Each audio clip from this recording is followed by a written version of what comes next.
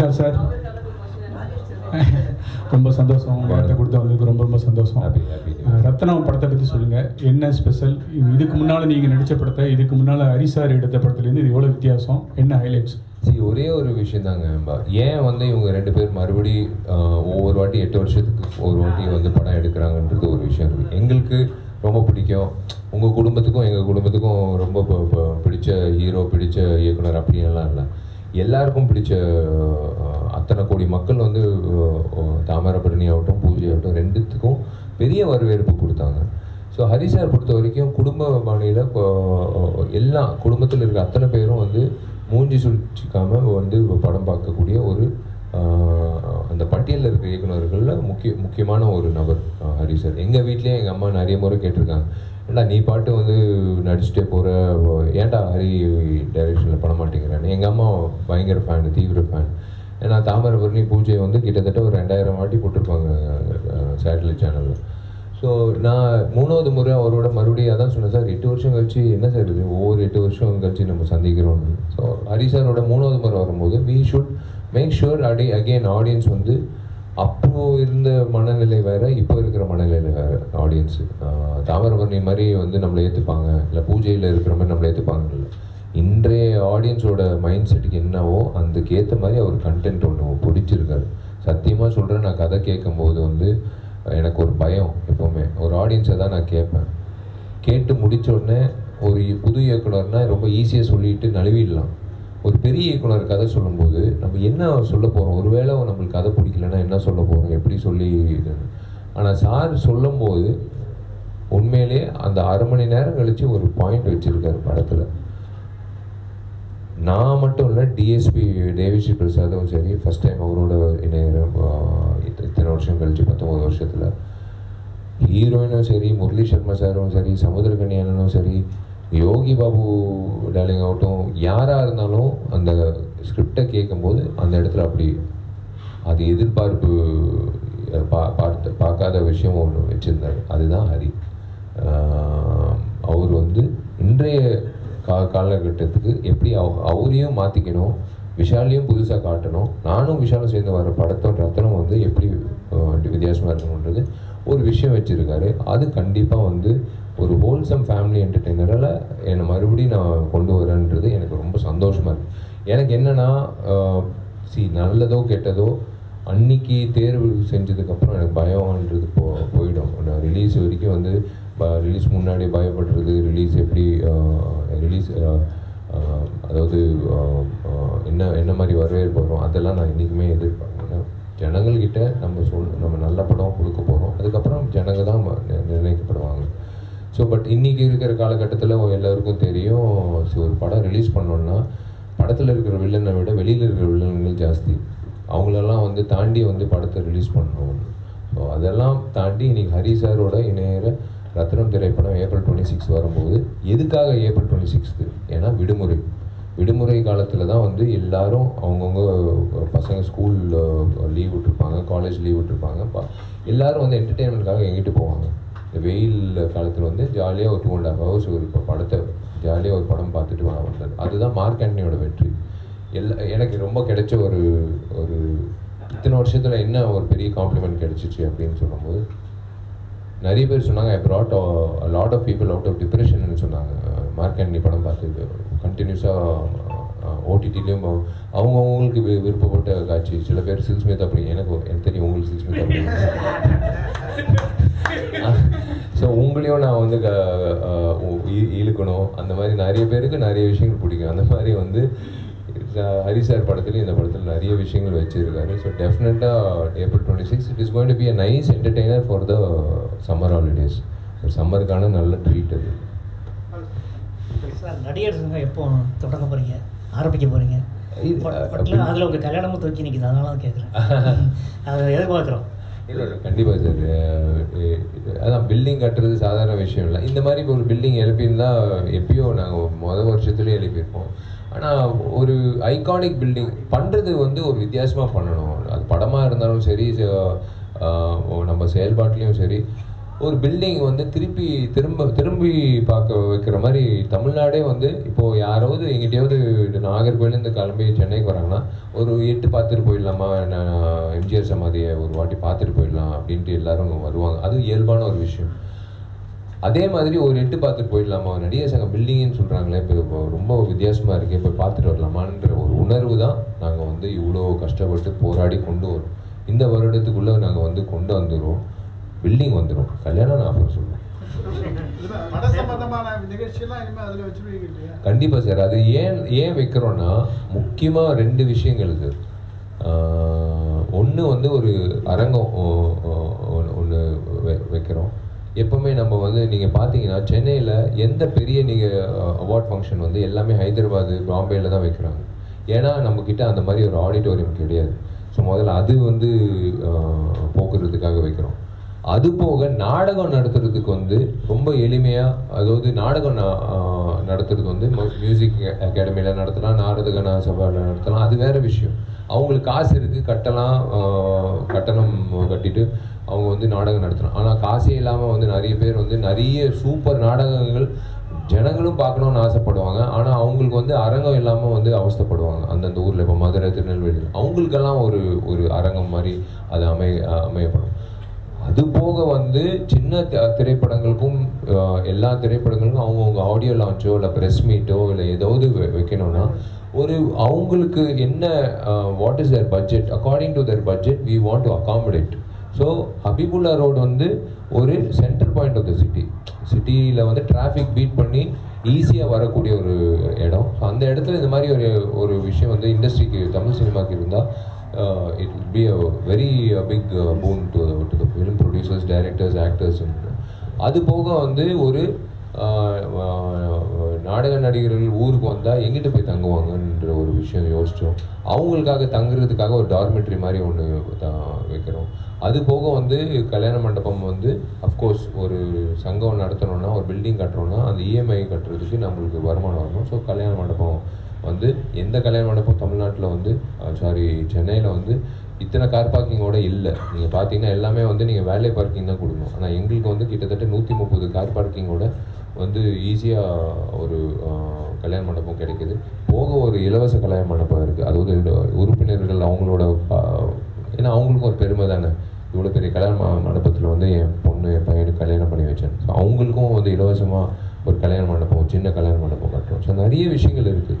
So it will be a cultural centre. நாளைக்கு வந்து ஒரு விஸ்காம் ஸ்டூடெண்ட் வந்து நாங்கள் என்னென்னா போர்டில் போட்டுருவோம், இன்றைக்கி வந்து இந்த ஸ்கெட்யூலில் இன்றைக்கி வந்து நாஜர் சார் வந்து அவதாரம் பற்றி பேச போகிறாரு, இன்றைக்கி வந்து கமல் சார் வந்து நாயகனில் அவரோட எக்ஸ்பீரியன்ஸ் எப்படின்னு பேச போகிறாரு. ஸோ நீங்கள் ஒரு விஷுவல் கம்யூனிகேஷன் டிபார்ட்மெண்ட் வெளியில் எப்படி ஒரு போர்டு வந்து இன்றைய நிகழ்ச்சிகள் இதெல்லாம் இருக்குது, இவங்கெல்லாம் வராங்க அப்படின்ற மாதிரி செம்மொழி பூங்காவில் நீங்கள் பார்த்தீங்களா ஆம்பி தியேட்டர், அந்த மாதிரி ஒரு ஆம்பி தியேட்டர் அமைக்கப்படும். ஸோ டெய்லி ஒரு விஷயங்கள் நடந்துக்கிட்டே இருக்கும். யாராவது பெங்களூர்லேருந்து ஹைதராபாத்லேருந்து யாரும் வந்துக்கிட்டே இருப்பாங்க, அவங்களோட உரையாடல் இருக்கும். நீங்கள் வந்து கலந்துக்கிட்டு you can learn from aspiring. இப்போ ஷூட்டிங் முடிச்சுட்டு அவங்கவுங்க வீட்டுக்கு போவாங்களே, ஆனால் நிறைய பேர் ஜூனியர் ஆர்டிஸ்ட் ஆகட்டும் எல்லோரும் எங்கிட்ட போய் ஒரு அரை மணி நேரம் உட்காந்து ஒரு மெடிடேட்டிங் ஸ்பேஸ் வேணும், யார்கிட்டயாவது பேசணும், இன்றைக்கி நடந்த கஷ்டங்கள் அப்படின்லாம். ஸோ அதுக்காக ஒரு இடம் மாதிரி வந்து கல்ச்சுரல் சென்டர், ஒரு விலாசம், எல்லாருக்கும் ஒரு விலாசமாக இருக்கணும்னு தான் அது பண்ணுறோம். 20 வருட கலைப்பயணத்துக்கு முதல் வாழ்த்துக்கள். உங்களுக்கு என்ன சொல்லிக் கொடுத்துருக்கு, இதில் கற்றுக்கிட்ட விஷயம் என்ன? பொறுமை தான். நிறைய விஷயங்கள் கற்றுக் கொடுக்கும். பட் கடைசியாக வந்து என்ன அதனால கற்றுக் கொடுத்ததுனால என்ன வந்ததுன்றது தான் முக்கியம். எனக்கு பொறுமை தான் கற்றுக் கொடுத்துச்சு. பொறுமையாக விஷயம் ஒன்றும் பிரச்சனை இல்லை. இது வந்து ரேஸ் கிடையாது, இது மேரத்தான். இதுதான் நான் வந்து புதுமுக நடிகைகளுக்கும் வரப்போகிற ஆஸ்பைரிங் ஆக்டர்ஸும் ஜிம்முக்கு போங்க எல்லாரும் சொல்லுவாங்க, போய் உடற்பயிற்சி, குதிரை ஓட்டுறது, அதுக்கப்புறம் வந்து டான்ஸ் கிளாஸ் போங்க, அதெல்லாம் சொல்லுவாங்க, அதெல்லாம் பண்ணிக்கோங்க. இருந்தாலும் ஒரே ஒரு விஷயம் வந்து இன்றைக்கி இருக்கிற இளைஞர்களுக்கு நான் சொல்லிக்கிற ஒரே ஒரு விண்ணப்பம் வந்து பொறுமையாக இருங்க. இந்த வருஷம் வரலையா வாய்ப்பு, காத்துட்டு இருங்க, கடவுள் உங்களுக்கு ஒரு கதவு திறப்பார். அது அடுத்த வருஷமாக இருக்கட்டும், வெயிட் பண்ணுங்கள். ஐயோ நம்ம சும்மா உட்காந்துருக்கோமே, நம்ம வந்து எல்லோரும் வந்து உறவினர்கள்லேருந்து நண்பர்கள்லேருந்து எல்லோரும் சும்மா உட்காந்துருக்கோமே, ஒரு மாதிரி ஃபீல் பண்ணுறோமே, அந்த இன்ஃபீரியாரிட்டி காம்ப்ளெக்ஸில் படத்தை ஒத்துக்காதீங்க. வெயிட் பண்ணுங்கள், நல்ல படம் வரும். ஒரு படம் நீங்கள் நல்ல படம் பண்ணிங்கன்னா ஆட்டோமேட்டிக்காக உங்களுக்கு ஒரு பாதை அமைக்கி. அதுதான் சார். சென்னை நுங்கம்பாக்கத்தில் இருக்க லயோலா கல்லூரி பற்றி சொல்ல வேண்டியதில்லை, ரொம்ப பாரம்பரியமான கல்லூரி. ஆமாம். 2026 தேர்தல் இல்லைன்னா அதுக்கு அடுத்த தேர்தலில் லயோலா கல்லூரி மாணவர்களான உதயநிதி ஸ்டாலின், லயோலா கல்லூரி மாணவரான விஜய், லயோலா கல்லூரி மாணவரான விஷால் 3 பேரும் களத்தில் நிற்பாங்களா? லயோலா கல்லூரி மாணவர் வருங்காலத்தில் தமிழக முதல்வர் ஆவாரா? எப்படி இதெல்லாம் ரூம் போட்டு யோசிக்கிறாரா என்ன தெரியல. இல்லை எங்கிட்ட இருக்குப்பா லயோலா காலேஜோட நீங்கள் சொல்லும் போது தான் எனக்கே அந்த பட்டியல் நான் யூஸ்வலாக சொல்கிறது லயோலா காலேஜ் ஒரு ஹிடன் ஃபிலிம் இன்ஸ்டியூட். எத்தனையோ பேர் அந்த அந்த இடத்துல அந்த காலேஜ் வெளியில் மீடியாவில் பெருசாக பேசப்பட்ட நபர்களாக இருக்காங்க, என் கிளாஸ்மேட்ஸ் உட்பட. அஃப்கோர்ஸ் நீங்கள் கேட்ட மாதிரி 2026 அதான் சொல்கிறேனே, நம்ம செல்லமேல இருக்கும்போது என்ன தேவி பேரடைஸ், தேவி கலா, தேவி பாலா இருக்கும். இல்லைனா 1-2 தான் அப்படி ஒரு 4 தியேட்டர் இருக்கும். அப்படியே போக போக பூஜை வரும்போது ஸ்லோவாக மல்டிப்ளெக்ஸ் தொடங்கிடுச்சு. இப்போ கோவிடுக்கு அப்புறம் ஒரு குடும்பம் இப்போ நீங்கள் இங்கிட்ட இருக்கிற ஃபோரமாலோ இல்லை பலாசோவோ அப்படி இப்போ போனீங்கன்னா ஒரு 6-7 திரைப்படங்களோட போஸ்டர் இருக்கும். எந்த திரைப்படத்துக்கு நம்ம போகலான்றது அவங்க முடிவு பண்ணுவாங்க. ஏன்னா அவங்க ஆல்ரெடி கோவிட் டைமில் எல்லா படங்கள், எல்லா மொழிகளோட எல்லா டைரக்டர்ஸ் எல்லா படங்களும் பார்த்துட்டாங்க. கொரியன் படம், ஈரானியன் படம், எல்லா படங்களும் பார்த்துட்டாங்க. ஸோ அவங்களுக்கு என்னென்னா மைண்ட் செட் அப்கிரேட் ஆகிடுச்சு. அவங்களுக்கு இனிமேல் நம்மளை ஏமாற்ற முடியாது, நம்ம எல்லாத்தையும் பார்த்துட்டோம், இனிமேல் எவனாவது காப்பி அடித்தா கூட நம்ம சொல்லிவிடுவோம், நம்ம இந்த படத்துலேருந்து தான் காப்பி அடிச்சான்ற மாதிரி. ஸோ அவங்களுக்கு என்னென்னா அதே மாதிரி தான் அந்த வளர்ச்சி இருக்குல்ல, அந்த சின்ன ஒரு தியேட்டர் திரையரங்கத்துலேருந்து இப்போ மல்டிப்ளெக்ஸு, அந்த மாதிரி தான் 2026 பட்டியல் அப்படி தான் இருக்க போகுது. நீங்கள் எழுதி வச்சுக்கோங்க, அப்படி தான் இருக்க போகுது. கன்ஃபியூஷன் ஆகாது, ஆனால் கம்பேரிசன் இருக்கும். டெஃபினட்டாக ஒரு அழகான ஒரு பட்டியல் இருக்கும் மக்களுக்கு. அந்த தேர்தல் 26 எனக்கு தெரியாது, எப்போ அறிவிக்க போகிறாங்க தெரியாது. அது நம்ம 26 டேர்ம் முடிகிறதுனால 26ன்னு சொல்கிறோம். But we don't know what is 26 வரும்போது டெஃபினெட்லி நீங்கள் சொன்ன மாதிரி லயோலா கல்லூரி மாணவர்கள் மிக பெரிய பட்டியலாக இருக்கும்னு நான் நினைக்கிறேன். விஷால் சார் பார்த்தாச்சு sir. Location scouting London, Azerbaijan எல்லாம் முடிச்சுட்டு மால்ட்டாவும் எல்லாமே அதான். இப்போ மே அந்த இப்போ ரிலீஸ் இருக்கிறதுனால தான் கொஞ்சம் தள்ளி போட்டிருக்கோம். ஏன்னா நான் ரிலீஸு சரி பார்ப்பாங்க ஜனங்க அப்படின்னு நான் அப்படி பண்ணக்கூடாது. என்னோடய கடமை நான் பண்ணணும். படம் ஏன் விஷால் படத்தை பார்க்க வரணும், என்ன இருக்குன்னு அப்படின்னு நான் சொல்லணும் இல்லையா? ஸோ அதனால அந்த வேலைகள்லாம் முடிச்சுட்டு மே 5ஆம் தேதியிலேருந்து லண்டனில் படப்பிடிப்பு தொடங்க போகுது.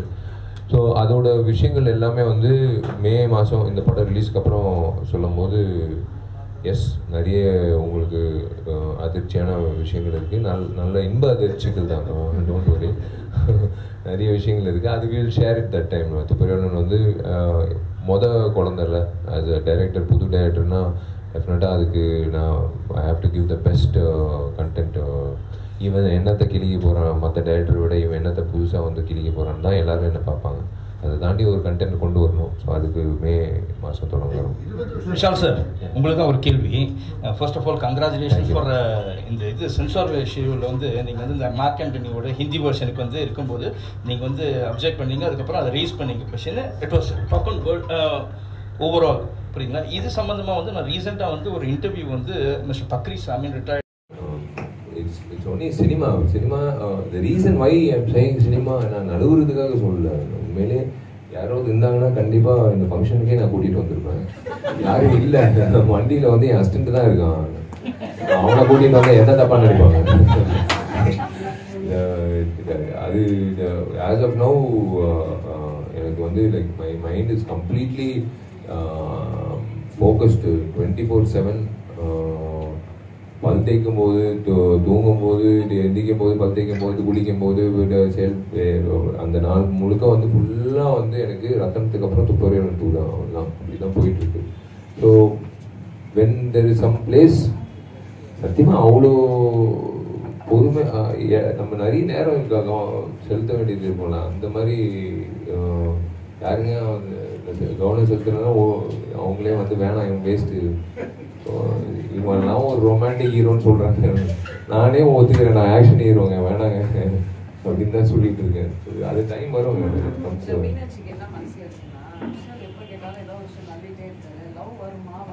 ஐயோ, லவ் வராம விஷால் எப்படி? லவ் எல்லாம் பண்ணாம எப்படி இருக்க முடியும்? லவ் பண்ணாதான் வந்து உங்களோட லைஃபே வந்து பிரைட்டா இருக்கும். நிறைய விஷயங்கள் வந்து அது சம்பந்தப்பட்ட விஷயங்கள் தான் இருக்கும். அதெல்லாம் லவ் இல்லாம யாரே இருக்க முடியும்? ஏலியன் கூட லவ் பண்றாங்க. இப்போ நம்மளுக்கும் வந்து ஒண்ணுமே இல்லை.